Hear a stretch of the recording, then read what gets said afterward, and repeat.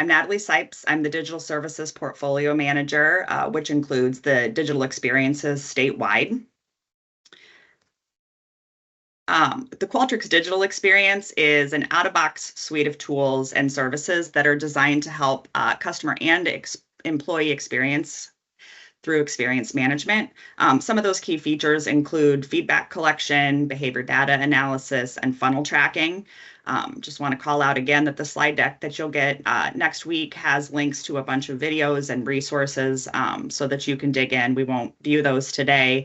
These two videos on why using digital experience analytics and what is the digital experience are on the DX training site. So we encourage you to go there and take a look at those.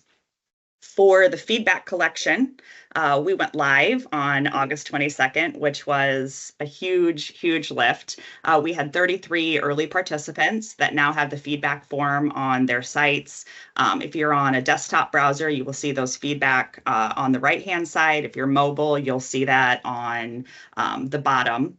The steering committee, which is made up of governor appointees, of public information officers or their designees, met in July to determine the initial set of questions so that we can show them consistently across the agencies. While the questions are consistent, the feedback forms have custom templating that the team worked really hard to make sure we have the agency website header and logo and links to the agency's contact us form at the end of each feedback.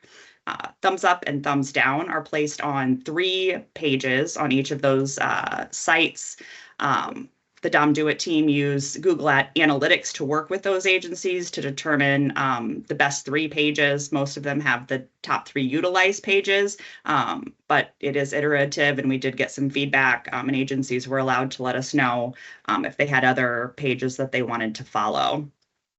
Both the feedback tab and the thumbs up and thumbs down are intuitive based on user response. So if we get a lower rating, 3 stars or below on that feedback tab, or we get a thumbs down, then constituents are able to provide additional information that we can use. The data collected from this will be presented to executive leadership soon, including iGov, which will help to drive the statewide investment in Qualtrics. The Qualtrics digital experience also includes behavioral data analysis. This allows us to analyze customer interactions on the website, capturing moments of frustration, and improve user experience. So some of those frustrations that we're seeing are mouse thrashing, rage clicking if someone is, click, click, click, and a link is dead.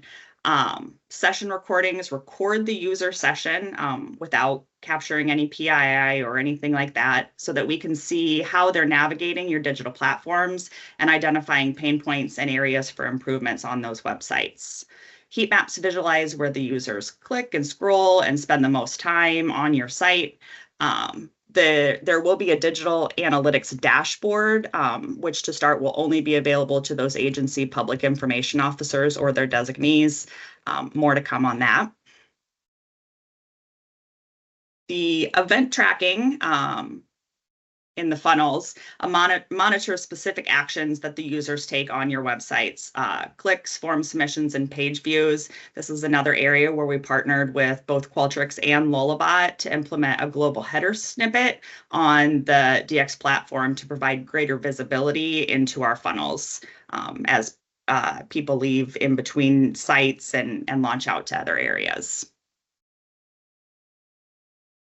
And finally, what's next? On September 5th, we plan to launch the 7 remaining sites.